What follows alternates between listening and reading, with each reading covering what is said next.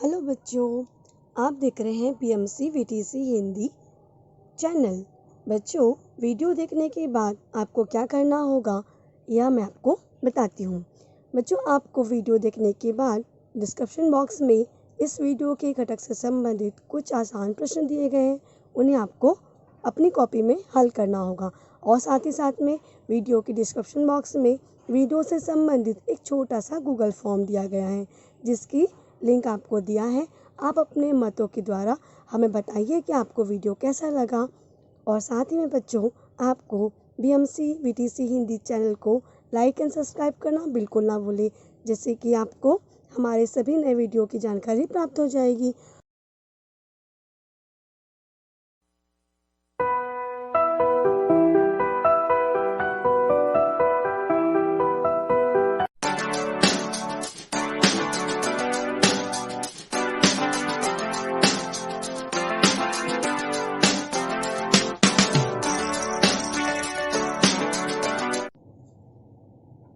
नमस्कार मेरे प्यारे बच्चों, ब्रह्म मुंबई महानगर पालिका शिक्षण विभाग वीटीसी दादर, मैं आपकी मार्गदर्शिका राधा गुप्ता।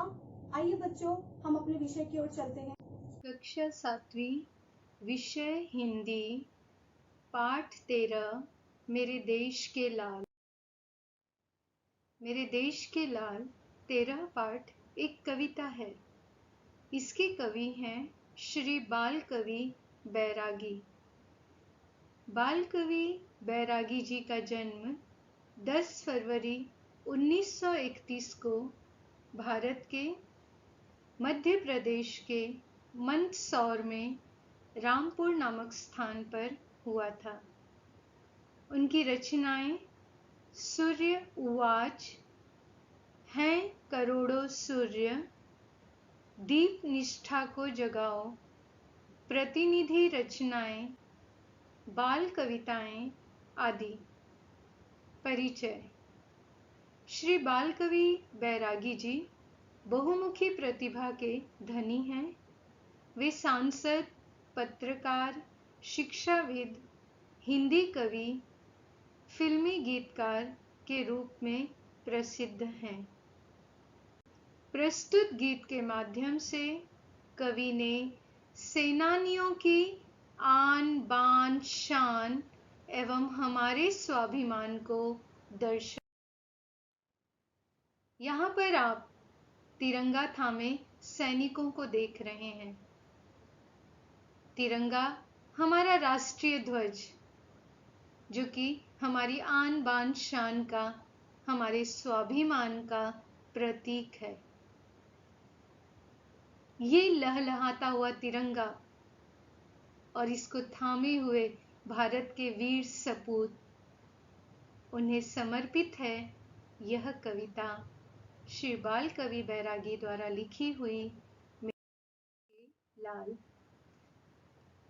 पराधीनता को जहां समझा श्राप महान, कर्ण कर्ण के खातिर जहां हुए कोटि बलिदान। मरना पर झुकना नहीं, मिला जिसे वरदान, सुनो सुनो उस देश की वीर संतान। आन मान अभिमान की धरती, पैदा करती दीवाने, मेरे देश के लाल हठीले, शीश झुकाना क्या जाने। मेरे देश के लाल हठीले, शीश झुकाना क्या जाने। दूध दही की नदियां जिसके आंचल में कल कल करती, हीरा पन्ना माणिक से है पटी जहां की शुभ धरती। हल्की नोकी जिस धरती की मोती से मांगे भरती, उच्च हिमालय के शिखरों पर जिसकी ऊंची ध्वजा फहरती। रखवाले ऐसी धरती के हाथ बढ़ाना क्या जाने, मेरे देश के लाल हठीले, शीश झुकाना क्या जाने। मेरे देश के लाल हठीले, शीश झुकाना क्या जाने। आजादी अधिकार सभी को, जहां बोलते सेनानी विश्व शांति के गीत सुनाती, जहां चुनरिया ये धानी मेघ सांवले बरसाते हैं, जहां अहिंसा का पानी अपनी मांगे पोंछ डालती, हंसते हंसते कल्याणी। ऐसी भारत माँ के बेटे मान गंवाना क्या जाने, मेरे देश के लाल हठीले शीश झुकाना क्या जाने, मेरे देश के लाल हठीले शीश झुकाना। जहां पढ़ाया जाता केवल माँ की खातिर मर जाना, जहां सिखाया जाता केवल करके अपना वचन निभाना, जियो शान से मरो शान से यहाँ जहां का कौमी गाना, बच्चा बच्चा पहने रहता जहां शहीदों का बाना। उस धरती के अमर सिपाही पीठ दिखाना क्या जाने, मेरे देश के लाल हठीले शीश झुकाना क्या जाने, के लाल हठीले शीश झुकाना क्या जाने। आइए इसके भावार्थ को समझने का प्रयत्न करते हैं। पराधीनता को जहां समझा श्राप महान। पराधीनता का अर्थ है दूसरों के अधीन रहना, परवश रहना, गुलाम बन के रहना। गुलामी को जहां पर श्राप के समान समझा जाता है, अभिशाप के समान समझा जाता है, इसको आज की परिस्थिति से देखिए। कोरोना ने संपूर्ण विश्व को बंधक बना के रखा है, हम सबको पराधीन बना दिया है। अन्यथा आप स्कूल जाते, मुस्कुराते, खेलते, गुनगुनाते, पढ़ते, लिखते, साथियों के संग थोड़ी पढ़ाई करते, थोड़ी मौज मस्ती करते, थोड़ा आर्ट सीखते, थोड़ा क्राफ्ट सीखते, कितना आनंदमय जीवन होता। लेकिन आज इस कोरोना ने हम सबको अपने घर में बंधक बना दिया है, और उससे जो परेशानी हो रही है वो हम सब अनुभव कर रहे हैं।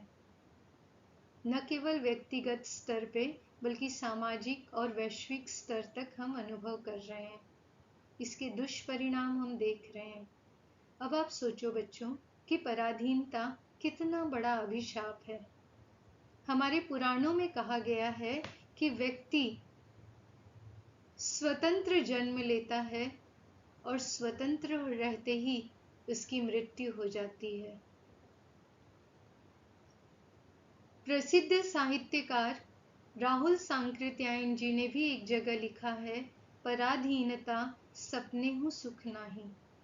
यानी जब आप परवश रहते हैं, गुलाम रहते हैं, तो सपने में भी सुख दिखाई नहीं देता है। हम उस धरती के निवासी हैं जहां स्वतंत्रता को वरदान समझा जाता है। कर्ण कर्ण के खातिर जहां हुए कोटि बलिदान, देश की कण भर भी सम्मान की रक्षा के लिए जहां 1, 2, 100, 1000 नहीं करोड़ों लोग समर्पण करने के लिए, त्याग करने के लिए, बलिदान करने के लिए तैयार रहते हैं। मरना पर झुकना नहीं मिला जिसे वरदान। हम उस देश में रहते हैं जहां का मूल्य ही यही है कि मिट जाएंगे लेकिन गलत समझौता नहीं करेंगे। सुनो सुनो उस देश की शूरवीर संतान। कवि आप बच्चों का आह्वान कर रहा है कि आप ऐसे महान देश के शूरवीर सपूत हो, संतान हो। यहाँ की धरती ऐसे बच्चों को जन्म देती है, ऐसे दीवानों को जन्म देती है जो कि मान देश का बचाए रखने के लिए, स्वाभिमान बचाए रखने के लिए, देश की शान को बचाए रखने के लिए अपना आत्मसमर्पण कर देते हैं, अपना बलिदान कर देते हैं, सर्वस्व न्यौछावर कर देते हैं। कवि उन संतानों पर गर्व व्यक्त करते हुए कहता है, मेरे देश के ऐसे सपूत जो हैं वो जिद्दी हैं, हठीले हैं, देश की रक्षा के लिए वो शीश झुकाना, वो मस्तक झुकाना नहीं जानते।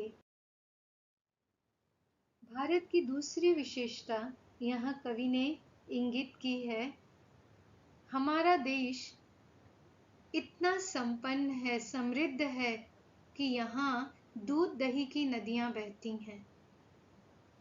कहने का अर्थ है कवि का कि दूध दही हमारे देश में पर्याप्त मात्रा में उत्पन्न होता है, सभी को मिलता है।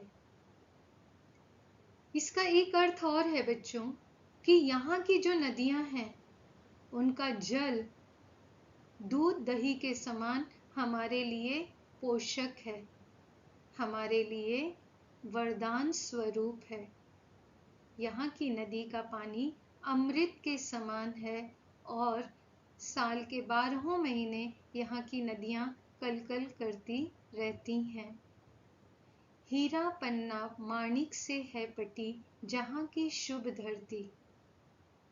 कवि कह रहा है हम उस देश के लाल हैं जहाँ की धरती हीरे पन्ने माणिक जैसे बहुमूल्य पत्थर से पटी हुई है, भरी हुई है, भंडार है यहाँ पर। आपने वो गीत सुना होगा, मेरे देश की धरती सोना उगले उगले हीरे मोती, हल्की नोके जिस धरती की मोती से मांगे भरती।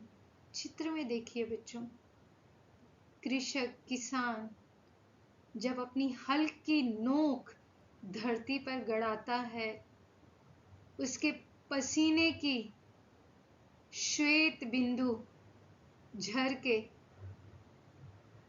जब मिट्टी में मिल जाती है तो ये धरती माँ बदले में, देखिए यहाँ आप देख रहे हैं कि अन्न की बालियां लहलहा उठती हैं, फसल लहलहा उठती है और उसके पूरे परिवार का श्रम जो है उसका प्रतिदान हमें धरती माता की मांग में, उसके आंचल में लहलहाते हुए फसल के रूप में देखने के लिए मिलती है, जिसकी तुलना कवि मोती से किया है।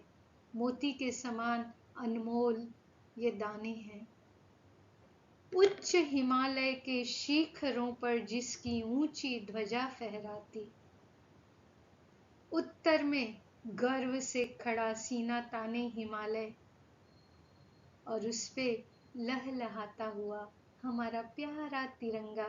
कल्पना कीजिए, हमारी आन बान सम्मान का प्रतीक लहराता हुआ तिरंगा और उसके रक्षक ये वीर सपूत जो कि हमारी स्वतंत्रता का बखान करता है और गर्व से घोषणा करता है कि हम सब स्वतंत्र हैं।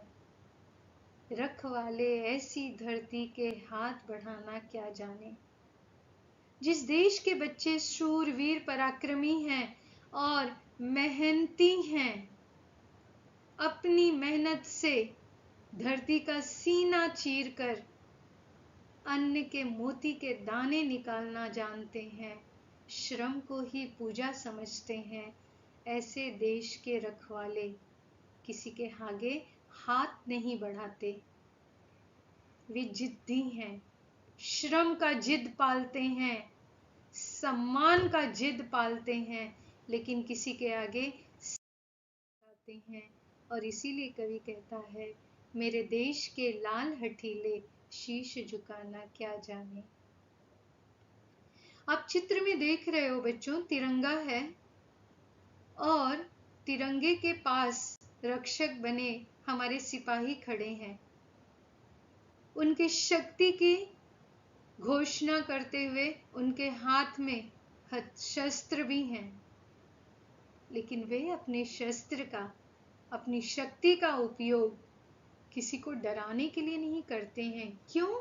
क्योंकि उनके अंदर ये मूल्य है कि भले शक्ति उनके पास है, लेकिन आजादी का अधिकार सभी के पास है और वे इस आजादी के रक्षक हैं। विश्व शांति के गीत सुनाती जहां चुनरिया ये धानी। ये जो हमारा तिरंगा है बच्चों, ये भारत माता की चुनरी है।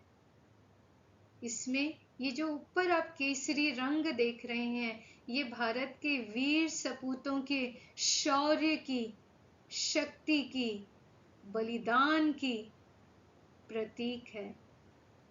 इसमें जो दूसरा आप श्वेत रंग देख रहे हैं, सफेद रंग देख रहे हैं, ये विश्व शांति का नारा देता है, जियो और जीने दो का नारा देता है।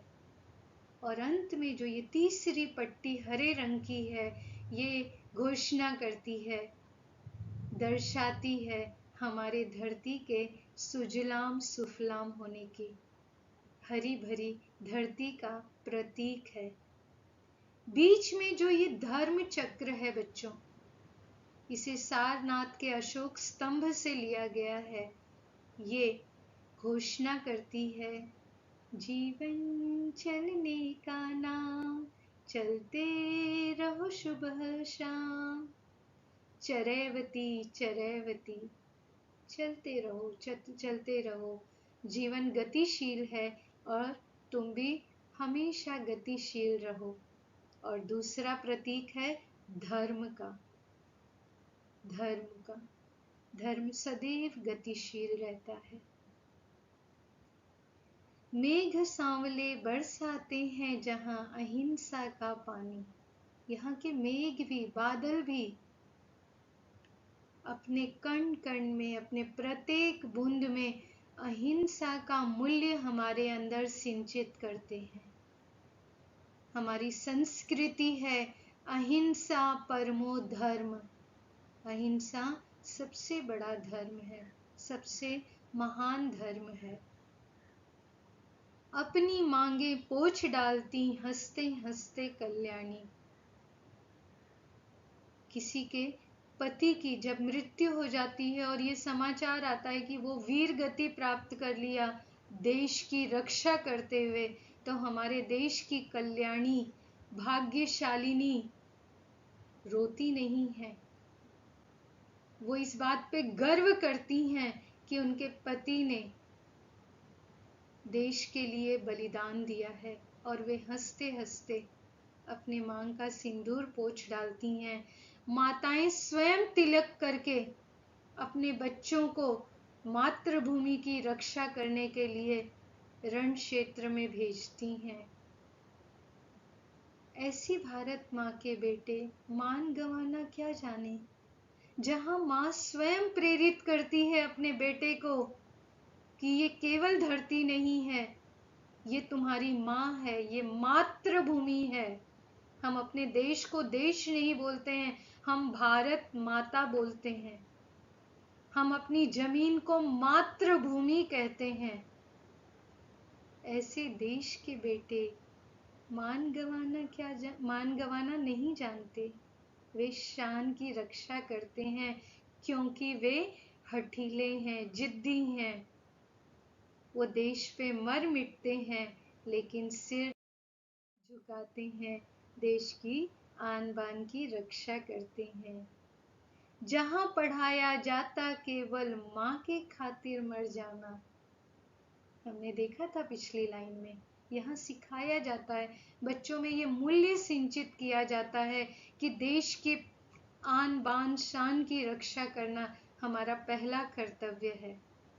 जहाँ का बच्चा बोलता है, मेरी रंग दे चुनर, मेरा रंग दे बसंती चोला, ओ माई मेरी रंग दे मेरा बसंती चोला। जहाँ का भगत सिंह जैसा सपूत अपनी माँ से कहता है कि मुझे वीरता के रंग में रंग दे माँ, क्योंकि मुझे अपनी मातृभूमि की रक्षा करनी है। जहाँ सिखाया जाता केवल करके अपना वचन निभाना। बच्चों, आपने जितनी भी महापुरुषों की कहानी पढ़ी होगी, चाहे वो राम कृष्ण हो, परमहंस हो, चाहे विवेकानंद हो, महावीर हो, चाहे गांधी जी हो, जो मूल्य, जो आदर्श उन्होंने समाज को दिया, देश को दिया, पहले उसे उन्होंने अपने जीवन में निभाया, पहले अपने चरित्र में अपनाया और उसके बाद लोगों को संदेश दिया। जहाँ सिखाया जाता करके अपना वचन निभाना, उसे अपने चरित्र में आत्मसात करने के बाद लोगों को संदेश दिया जाता है। जिस देश का कौमी गाना देशभक्ति का गाना है कि जियो शान से और मरो शान से। बच्चों, जब सुभाष चंद्र बोस अपनी सेना बनाकर भारत की आजादी की मांग के लिए कूच करने लगे, तो उन्होंने प्रयाण गीत अपने सैनिकों को दिया था। कदम कदम बढ़ाए जा, खुशी के गीत गाए जा, ये जिंदगी है कौम की, तू कौम पे लुटाए जा। उन्होंने अपने सैनिकों को ये मूल्य दिया कि ये जिंदगी हमें इस मातृभूमि से मिली है और इसे मातृभूमि पर ही लुटा दो, उसकी शान की रक्षा करते करते मिटा दो।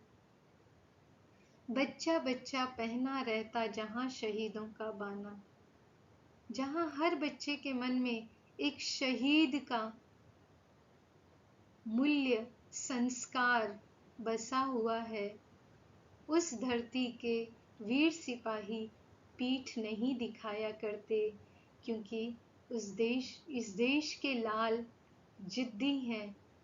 मातृभूमि पे मर मिटने के लिए वो शीश झुकाना नहीं। बच्चों, आशा करती हूँ आपको ये कविता बहुत अच्छे से समझ में आई होगी। अब हम इसमें दिए हुए कुछ शब्दों के लिए और शब्द कौन कौन से हैं समझेंगे। उदाहरण देखिए, जैसे शब्द है देश, तो इसके लिए समान अर्थ वाले और कौन कौन से शब्द हैं देखिए। राष्ट्र, राज्य, मुल्क। लाल, जैसे ही मैंने लाल कहा आपके मन में तुरंत विचार आ गया लाल रंग। इसके अलावा लाल शब्द का एक और अर्थ है बच्चे, बालक, सपूत, संतान। आपने पहला ही शब्द पढ़ा था पराधीनता। पराधीनता का अर्थ है परतंत्रता, गुलामी, परवशता। बलिदान, त्याग, कुर्बानी, समर्पण। अभिमान, गर्व, गौरव, घमंड, अस्मिता, प्रतिष्ठा। बच्चों, ये सभी समान अर्थ वाले शब्द हैं जिन्हें हम समानार्थी शब्द भी कहते हैं। कुछ और समानार्थी शब्द देख लेते हैं।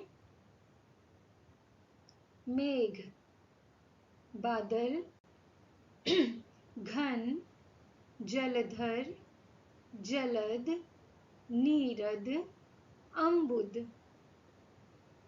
ध्वजा, झंडा, पताका, केतन, ध्वज।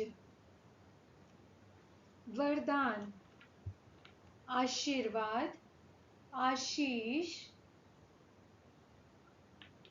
सुखकर, शीश।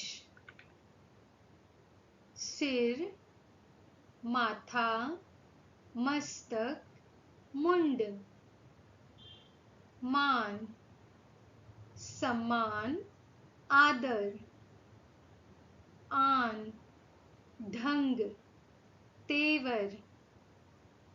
कल्याणी, कल्याणी का अर्थ है भाग्यशाली, सौभाग्यशाली। अब हम कुछ विपरीत अर्थ वाले शब्द जिन्हें विरुद्धार्थी कहते हैं उसे देखेंगे। इनके लिए एक और शब्द है विलोम शब्द। अब सोचिए, पराधीनता का विपरीत शब्द या विरुद्धार्थी क्या होगा? सोचिए सोचिए, क्या होगा? सपूत का, मरना का, वीर का, ऊंचा। चलिए सही अर्थ देखते हैं। पराधीनता का स्वाधीनता, सपूत का कपूत, मरना जीना, वीर कायर, ऊंचा नीचा।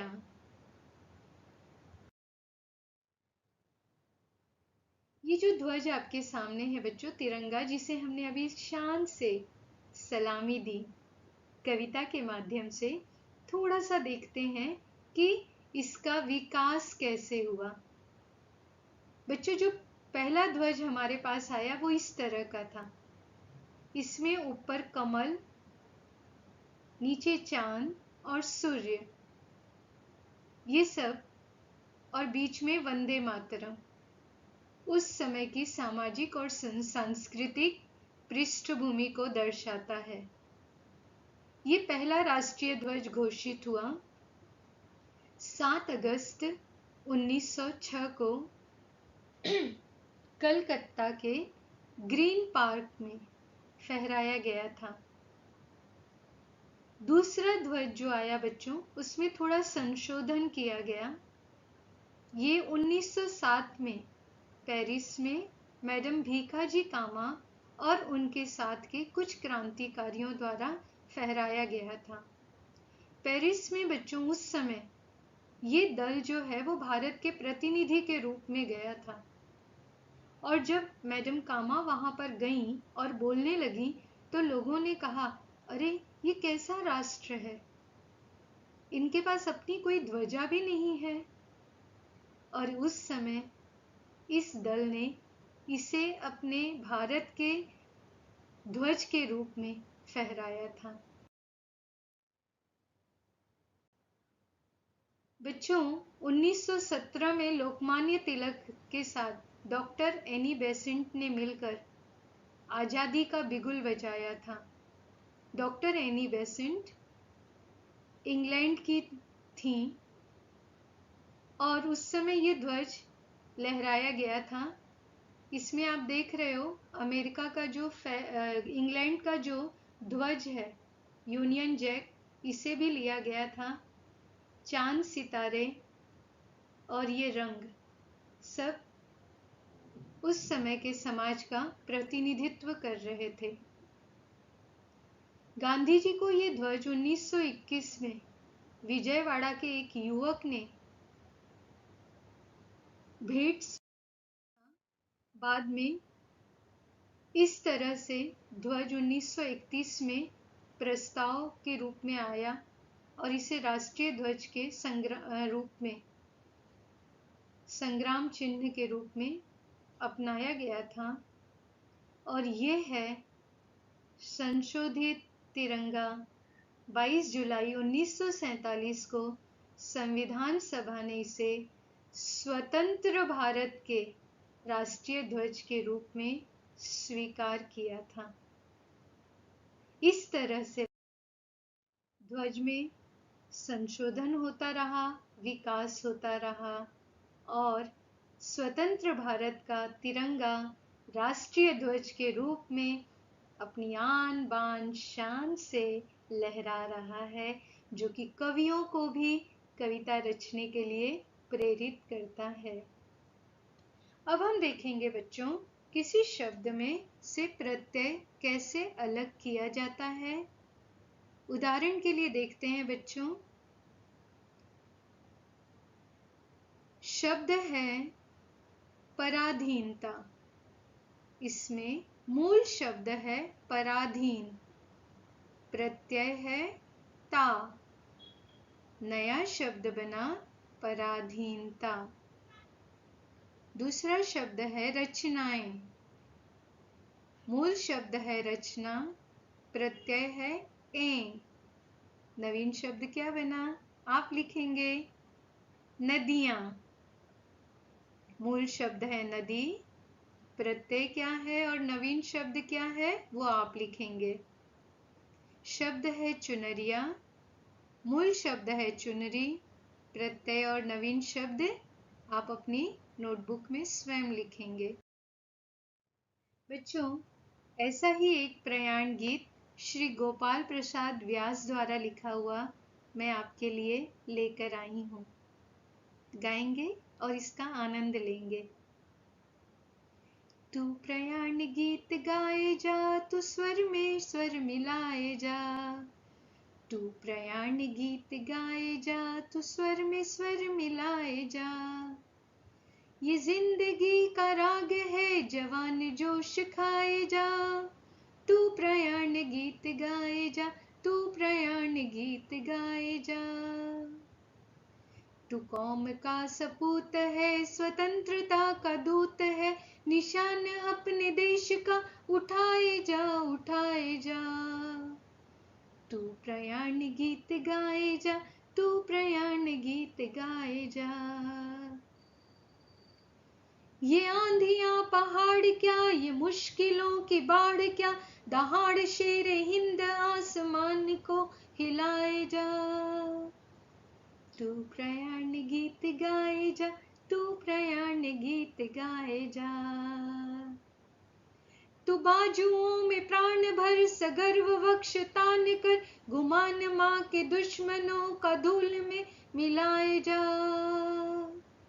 तू प्रयाण गीत गाए जा, तू प्रयाण गीत गाए जा।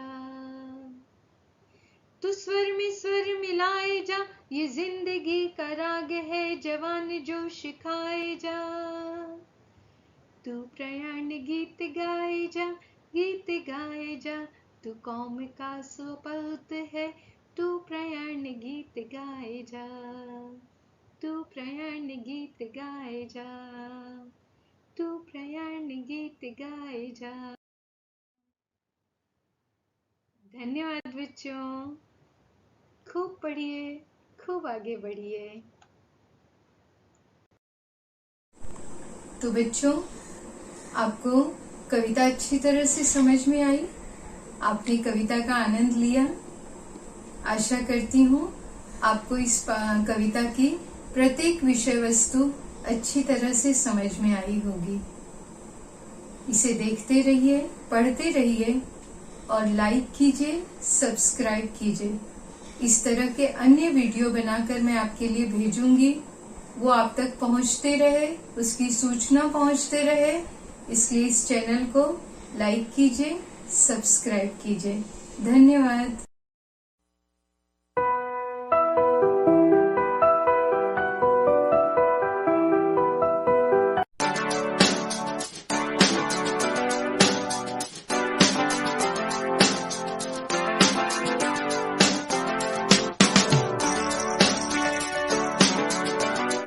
आपको आज का विषय, आशा करती हूँ कि आप सभी को आज का विषय बहुत अच्छे समझ में आया होगा। और एक बार इन मुद्दों पर आप ना समझ पाए हो तो आप इस वीडियो को वापस से देखिएगा, समझ में जरूर आएगा आपको। और हाँ बच्चों, बीएमसी जो चैनल है इसे लाइक एंड सब्सक्राइब करना बिल्कुल ना भूलें, बेल आइकन को दबाना और भी ना भूलें, क्योंकि अगर आप बेल आइकन को दबाते हैं तो आपको नए नोटिफिकेशंस अपलोडिंग वीडियो के मिलते रहेंगे। थैंक यू बच्चों, घर पे रहिए, सुरक्षित रहिए, अपना ध्यान रखिए।